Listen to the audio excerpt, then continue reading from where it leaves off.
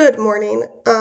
It is April 6th, and I will introduce Orilium later because I'm exhausted. No, I'll introduce it now. I'm Ariam, and this is my week 2 vlog of Orilium. So if you don't know, Orilium is a readathon where your character picks a magical career in a university. In a magical university, and they learn it. And every class that your character studies is a prompt for you. And I'm currently reading Winds of Change by Mercedes Lakay, which I started last week, and this is the second week vlog. And it is for my character Radha, because I have 6 characters, of course. You're supposed to have one, who is studying to be a Feywild's cartographer. And this class is astronomy. The class focus is galactic outskirts, and she is specifically studying the prompt. She's specifically studying galactic outskirts, but the prompt was top of your shelf, which could also include top of your TBR, which is what I chose for this, which is Winds of Change, because I read Winds of Fate last month. Now, the thing about Winds of Change is it's got a lot of besides being the second trilogy, the trilogy also follows on other books, so I can't really tell you much. And the other reason I can't tell you much is that, honestly, I'm very tired. I got to 38% last night, which is good. But I didn't update you then because I was tired, and I feel like I don't really know what to update you now. Especially because I'm not continuing this vlog. So I just want to tell you that in the last vlog, I said that I was enjoying it, but I complained that one of the reasons that I'm enjoying it is I am skipping all the parts where she repeats stuff. And that is still from the last book that we literally just read in the last book. And that is still true. But I'm still enjoying it a lot more than the first book because more is happening and we're getting training montages. And I love training montages. So far, we've had 2 training montages, and, well, we actually had multiple training montages, but with 2 different people. So I absolutely love training montages, so I am having the time of my life. And it's less crisis. It's more like this is what's happening. It's obviously going to prepare for a crisis, but I prefer when it's just mostly slice of life, especially Mercedes Lakay's writing, I think. So that's where I am right now. Okay, I don't know why I've been avoiding filming this video. There's absolutely no reason for me to have been avoiding filming this. But I'm 60% of the way into Winds of Change, and I am just so ambivalent about it, because, like, on one hand, I'm enjoying it, and I think about it, I'm like, oh, I'm having such a fun time reading this. But I repeat, I am skipping the parts that are just retelling the same thing they said in the last book. More than that, I've also been sometimes like, I cannot read this anymore, I have to put it down.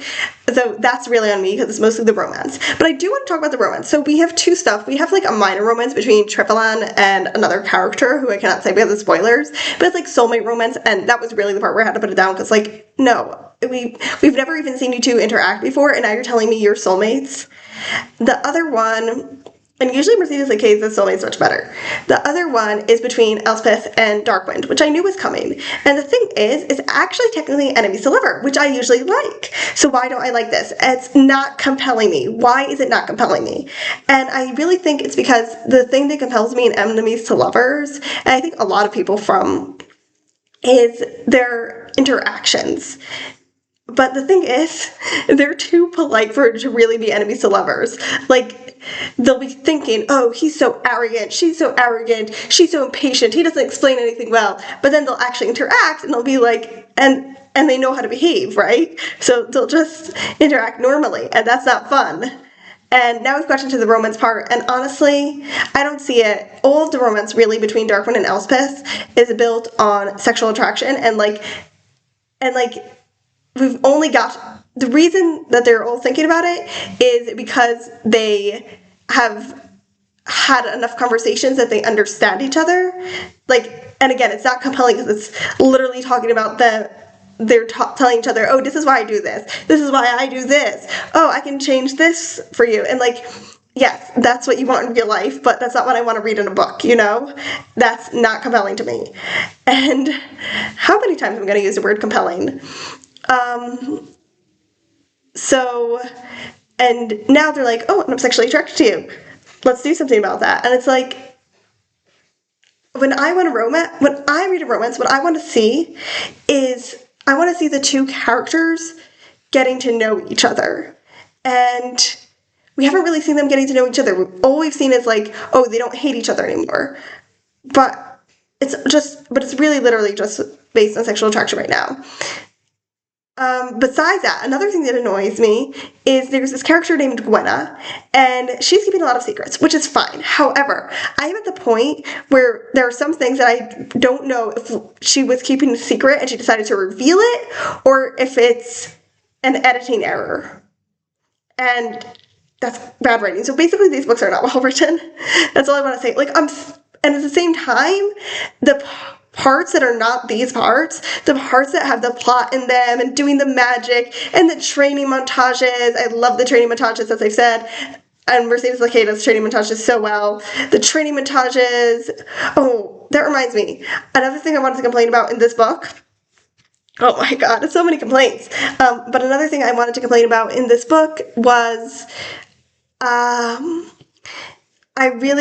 there's this one character that appeared in last book, and now she's appearing in this book, Nyara. I'm not sure to pronounce her name. Let's say Nyara, because she's half a cat, and so it's like Nyan Cat, Nyara. So Nyara, in the first book, she was okay. She didn't have that much of a role, but we were getting to know her character. And suddenly in this book, I really feel like her character has been abandoned whenever Mercedes Laquet wants to make one of her points about how people should act. And so she's having she has Nyara act a certain way, and then Nyara now has a mentor, so she has her mentor correct her, but it's like, not all these things are things that I would think that Nyara would do based on what we know about her character. Like, it just seems out of character. But, yeah, I'm actually really enjoying the parts where we see Elspeth and Darkwood actually doing plot stuff. It is March 8th, and I am 317 pages into Wuthering Heights. So I'm reading this for Radha for her alchemy class. The class is Alchemical Reiteration, and the prompt was to reread a book. I read Wuthering Heights a few years ago and absolutely loved it, and I really, really wanted to reread it. And listen, let me tell you, it's absolutely great I did. For two reasons. One, there was a lot of things I've forgotten. I really forgotten how this story started. I forgot exactly what Nellie Dean's role was and she's really the narrator, but the guy who's writing this down, Mr. Lockwood's role was, and in general, like, how everything fit together. That's, like, one reason why it's good I reread it, because I know not everybody cares, but I want to know those things when it's a book that I really love as much as I love Wuthering Heights. And two, it is just such a good book to reread. Like, yes, I forgot all the exact details, but overall, do I really need to say what this book is about? I'm not saying what this book is about. Maybe I'll say what this book is about when I stop talking about why I was about actually reading it. But anyways, even though I forgot a lot of the details, I know overall the story and where things go. So reading from the beginning and knowing how things end up and what happens to the characters and how they turn out. And, like, obviously the first time I read it, I was sad for the characters because I'm sad when children endure child abuse, right? But knowing what happens to them and what kind of people they turn out to be and and that's not a spoiler, that's basically, everybody knows that about Wuthering Heights, I think, and basically what happens in the future, that made it even more so sad, and, like, lots of examples coming up like that. Now, the thing is that I remember at the end of this book what happens to Catherine Jr. I remember that. But I did not remember how she got from being a petted child to becoming what happens to her at the end of the book. And I am really right in the middle of that. I have, like, a little less than 100 pages left. This book is 412 pages. And so it's actually really funny because, like, for most of this, like, the beginning of the book, the very beginning, what happens when Mr. Lockwood first comes, I had forgotten. And it felt really weird because, like, I knew what happens, like,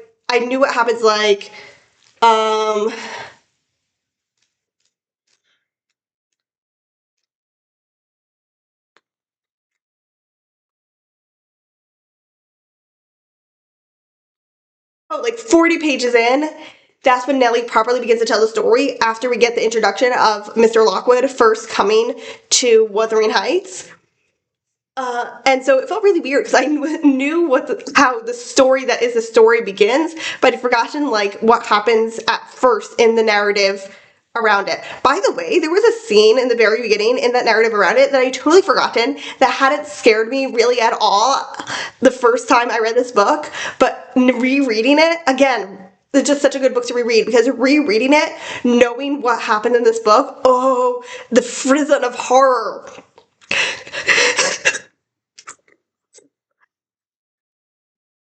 Oh my god. There are some words you cannot say in the modern day without sounding so pretentious.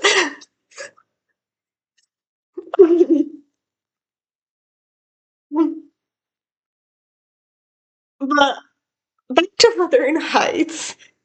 So, but yeah, so that was weird. And now again, reading it and like I know what happens. I knew what was happening to Cassie as a child.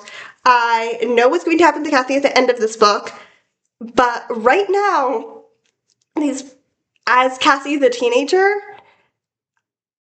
between the ages of like 13 to like 18, or maybe even 21, I don't know what, I totally forgot what happens to her. So it's weird because I'm like reading, it's as if I'm reading a new book within a book that I'm rereading. So I just want to say, this is not a book. I will repeat this forever. I love this book. However, this is not a book for everyone because there's not one single character in here who is likable. Okay? Even the best characters are judgmental, Nellie Dean, or they're incredibly spoiled, Kathy Jr., and also judgmental. Kathy is also judgmental. There's not one character in here that is not judgmental. I generally say it's a book about the cycle of abuse, but it's also one of the major themes in here as well is the theme of judgment. And I think also rereading it, that has enabled me to see that more because the first time I read it, yes, I see that Nellie Dean isn't the most reliable narrator, and I picked up already the first time I read it that she's very unreliable about Kathy Senior's father, but rereading it now and already having what happens in my head, so I'm more able to pay attention to the narration and how the characters are looking at each other, you can just see how a major theme, I think, is how the judgment, the prejudice, the prejudice is the best word I have, but it's not, but prejudice also in a positive way, like the pre thoughts, like what do you think about someone who looks like this? And also, what do you think about someone who is rich? What do you think about someone you know is a servant versus someone you think is a noble, or not a noble, an aristocrat? And all of that, how it influences people to behave towards people, and how how that affects those people's behavior as well. All at the same time, not saying, oh, their behavior is perfectly okay, because obviously it's not perfectly okay. Nobody's behavior in here is okay. But yeah, we really see that, especially through Nellie's narration, who will condemn someone she doesn't like for X reason for something that she will not condemn a different character for at all. Also, another thing that I just want to say is it's not only about classism and racism, it's a lot about classism and racism, but it's not only about classism and racism. There is also just like in this idea of judging people, it's also the idea of just not understanding. We have a lot of characters who just don't get, we have two main characters, I won't say who they are, but they really do not get the idea of childish mischief, and they treat children very harshly who are mischievous, and we can see how that influences the children, and it's literally, and again, they're judging very harshly because in their head, there's no such thing as mischief, there's just bad deeds or good deeds.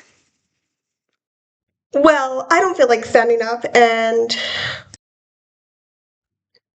my cat is where I put my computer when I film in front of the bookcases, so I'm not going to be sleeping very soundly. Well, one of my cats. The other cat is sleeping on the laundry, of course. But it is April 11th, so the end of week 2, and I have quite a few updates for you. So the first update, not in chronological order, is I finished Wuthering Heights last night. I finished my reread of Wuthering Heights. Now, listen, the ending was so much shorter and quicker than I remembered. And there's a scene that I was like, I really remembered that just did not appear in here. So I don't know what that was about. And I like the ending I had in my head better than what happened here, just because it was slower. But I still really, really, really love this book. This is such a good book.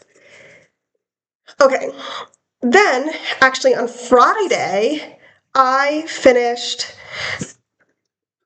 My water's empty. Anyways,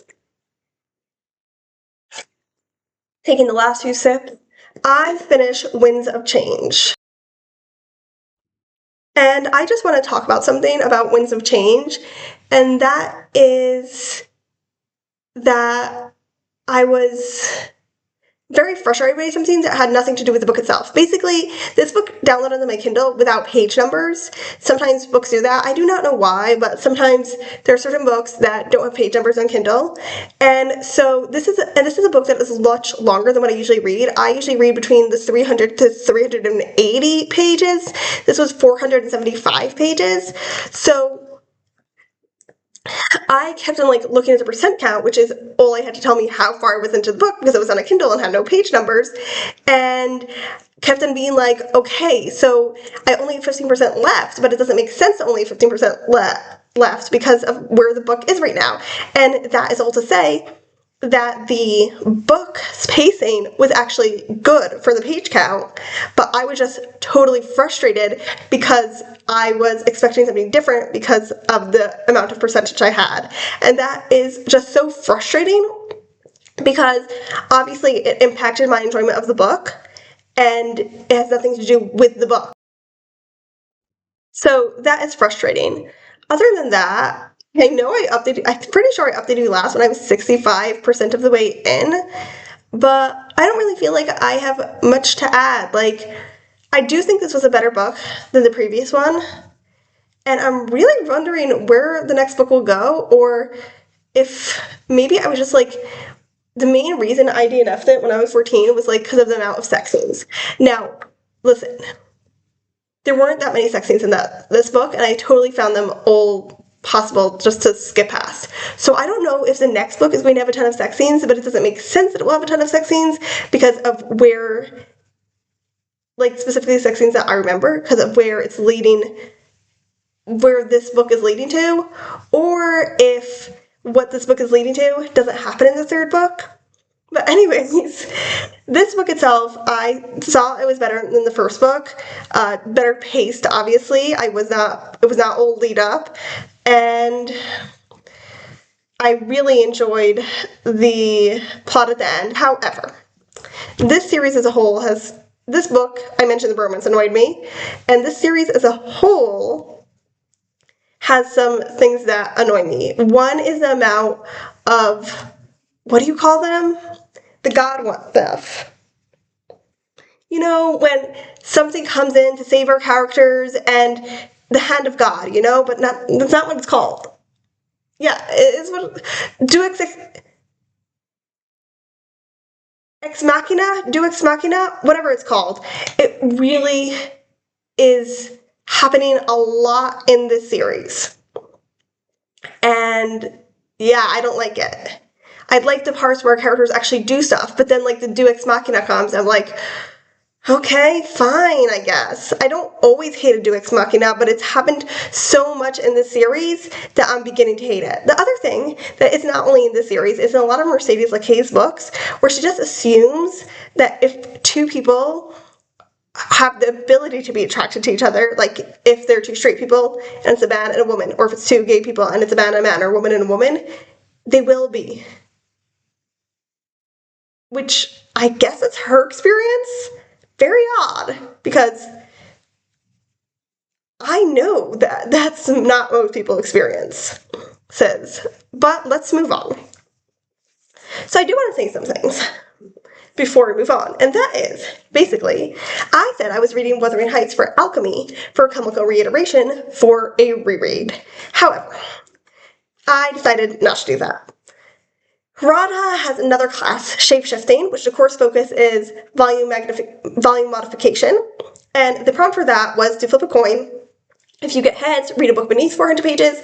If you get tails, read a book over 400 pages. So I got tails, and it's kind of a different book, but then I realized that this book is over 400 pages, and there was another book that I actually really wanted to reread. So I moved this to fit in for Shapeshifting, and then I reread Spellbinders in Suspense, which is actually an anthology by Alfred Hitchcock, edited by Alfred Hitchcock, obviously, which is crazy because it's so hard to read. Like, anthologies, collections I can reread. Anthologies I generally won't reread, and look, there are some not as good stories in here. Man from the South, Black Magic, Treasure Trove.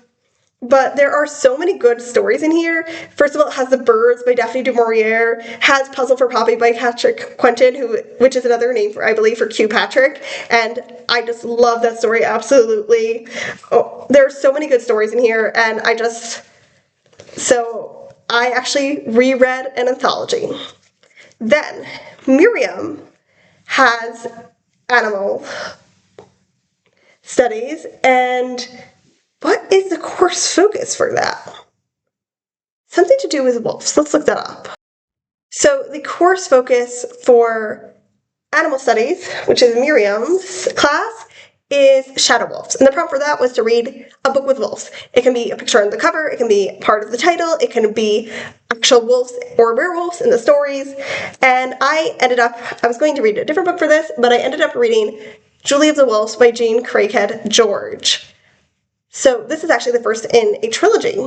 And listen, we have to divide this book into two stuff, or even into three stuff. One is my enjoyment of this book. I absolutely love this book. Wait, I didn't tell you what this book is about. Or neither did I tell you what Spellbinders in Suspense is about. Spellbinders in Suspense is a collection of stories that Alfred Hitchcock found suspenseful. Okay, they're basically all mystery or horror.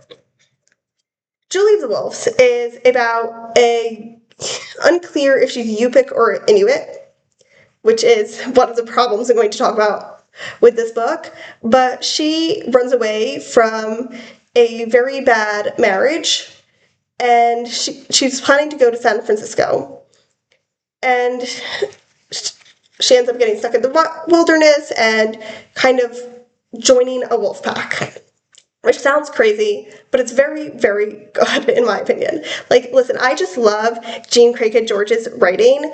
I know that some people will find it boring because not a lot happens. It's just about, like, living slowly, and so obviously the books, not a ton happens, but I loved My Side of the Mountain, I love this book, I love everything Jean Craighead George writes. However, let's talk about the problems.